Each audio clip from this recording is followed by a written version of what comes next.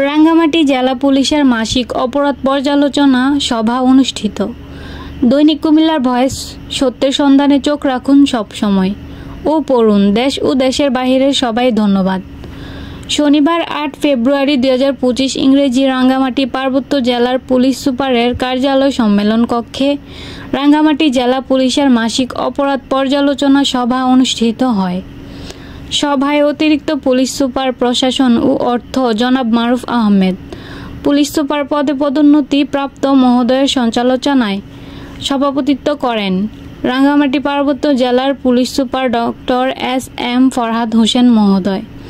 অপরাধ সভায় police super মহোদয় জেলার আইন শৃঙ্খলা পরিস্থিতি, অস্ত্র ও মাদক উদ্ধার, ট্রাফিক ব্যবস্থাপনা, সাইবার ক্রাইম, গ্রেফতারি পরোয়ানা তামিল, স্পর্শকাতর মামলা সমূহের অগ্রগতি, জেলার গোয়েন্দা কার্যক্রম জোরদার সহ বিভিন্ন বিষয়ে আলোচনা করেন এবং সংশ্লিষ্টদের প্রয়োজনীয় দিক নির্দেশনা প্রদান করেন।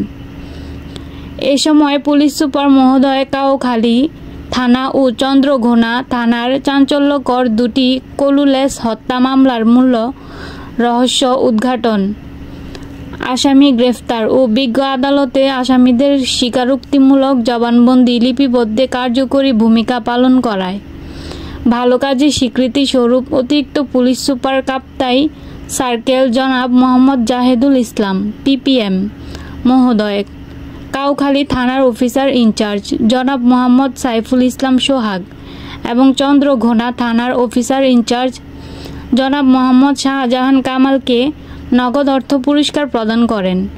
সভায় রাঙ্গামাটি জেলা পুলিশের ঊর্ধ্বতন কর্মকর্তাগণ সহ সকল থানার অফিসার ইনচার্জ বৃন্দ উপস্থিত ছিলেন।